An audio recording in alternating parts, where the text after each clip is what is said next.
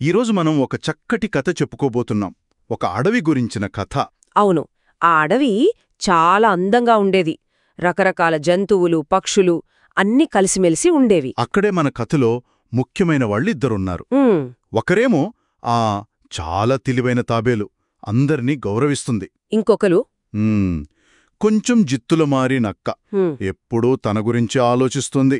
కొంచెం దురాశ ఎక్కువ. అయితే ఒకసారి ఏమైందంటే ఆ అడవికి పెద్ద కష్టమొచ్చింది. అయ్యో, ఏమైంది? పెద్ద కరువొచ్చేసింది. వానల్లేవు, నదులు, చెరువులు అన్నీ ఎండిపోయాయి. పాపం, మొక్కలన్నీ వాడిపోయి ఉంటాయి కదా. జంతువులకు తిండి, నీళ్లు దొరకడం కష్టమైపోయి ఉంటుంది. అవును. అందరూ చాలా దిగులుగా ఉన్నారు. కాని అప్పుడే ఓ వింత జరిగింది. వింత? ఏం జరిగిందబ్బా?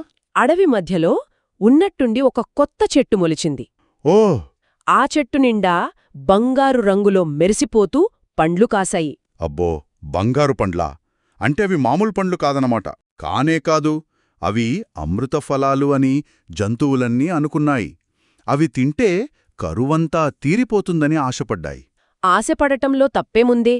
కరువు కాలంలో అలాంటి పండ్లు దొరకడం అదృష్టమే కదా. నిజమే, కాని ఆ పండ్లని చూడగానే నక్క మనసులో దురాశ మొదలైంది. అమ్మో, ఏమనుకుందే? అబ్బా, ఈ పండ్లన్నీ నాకే కావాలి, ఎవ్వరికీ దొక్కకూడదు అని అనుకుంది. అంటే పంచుకోటానికి ఇష్టం లేదన్నమాట. అస్సల్లేదు. వెంటనే మిగతా జంతువుల దగ్గరకు పరుగు పరుగున వెళ్ళి, ఏమని చెప్పింది? అయ్యో, ఆ పండ్లు ముట్టుకోకండి, అవి చాలా ప్రమాదకరమైనవి, విషపూరితమైనవి అని అబద్ధం చెప్పేసింది. అబద్ధమా? పాపం మిగతా జంతువులు నమ్మేశాయా? నమ్మేశాయ్. భయపడిపోయి ఆ చెట్టు జోలికి వెళ్లలేదు. నక్కేమో రాత్రికి రాత్రే వెళ్ళి రహస్యంగా ఆ పండ్లన్నీ తినేయాలనే పథకం వేసింది. చూసారా జిత్తుల మారినక్క ఎలా ఆలోచిస్తుందో? మరి తర్వాత? కాని ఇదంతా మన తెలివైన తాబేలు గమనిస్తూనే ఉంది. ఓ, తాబేలుకు అనుమానం వచ్చిందా? అవును, నక్క మాటలు, ఆ ప్రవర్తన చూసి తాబేలికి ఎందుకో తేడాగా అనిపించింది. నిజంగా విషపు పండ్లైతే నక్క ఎందుకంత ఆత్రంగా ఉంది అనుకుంది. ఏమో, ఏదో దాస్తోందని అనిపించుంటుంది. అందుకే ఆ రాత్రి నక్కకి తెలియకుండా తాబేలు నెమ్మదిగా దాన్ని అనుసరించింది. అప్పుడు చూసిందా నక్కేం చేస్తోందో? చూసింది. నక్క ఆ చెట్టు దగ్గరికెళ్ళి ఆ బంగారు పండ్లను ఆత్రంగా నోట్లో కుక్కేసుకుంటోంది. అప్పుడర్థమైంది తాబేలుకి, నక్క చెప్పిందంతా అబద్ధమని. అమ్మో, నక్క దొరికిపోయిందన్నమాట. దొరికిపోయింది. మరుసటి రోజు ఉదయాన్నే తాబేలు జంతువులన్నింటినీ ఒకచోట సమావేశపరిచింది. ఏం చెప్పింది తాబేలు? మిత్రులారా, నక్క మనందర్నీ మోసం చేసింది. ఆ పండ్లు విషం కాదు, అవి అమృతఫలాలు. మన ఆకలి తీర్చడానికి దొరికాయి, కాని నక్క స్వార్థంతో వాటిని తనొక్కతే తినేయాలని అబద్ధం చెప్పింది.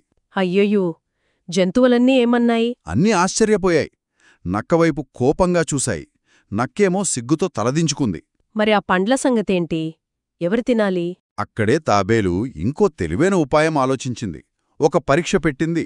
పరీక్ష? ఎలాంటి పరీక్ష? తాబేలు చెప్పింది, చూడండి, ఈ పండ్లలో ఒక మహిమ ఉంది. వీటిని అందరం కలిసి పంచుకుంటేనే ఆ మహిమ నిలుస్తుంది, అడవి బాగుపడుతుంది. ఎవరైనా స్వార్థంతో ఒక్కరే తీసుకోవాలని చూస్తే ఆ మహిమ పోతుంది అని ప్రకటించింది. భలే షరతు పెట్టింది. అంటే పంచుకుంటేనే లాభమన్నమాట. అవును, కాని నక్కకి ఆ మాటలు చెవికెక్కలేదు. తాబేలు చెప్పడం ముగించకముందే ఏమైంది? దురాశతో చెట్టు దగ్గరకు పరుగు పెట్టింది. నోటికందినన్ని పండ్లను కుక్కుకుంది. నాకే కావాలి, నాకే కావాలి అని. అయ్యో, మరి తాబేలు చెప్పినట్టు మహిమ పోయిందా? వెంటనే నక్క నోట్లో పెట్టుకోగానే ఆ బంగారు పండ్ల మిరుపంతా పోయింది. అవి మామూలు పండ్లుగా మారిపోయాయి.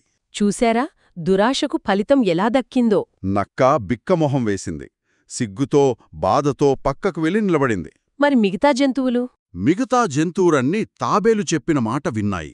నెమ్మదిగా చెట్టు దగ్గరకు వెళ్ళి ఒక్కొక్క పండు తీసుకుని ఒకరికొకరు పంచుకున్నాయి.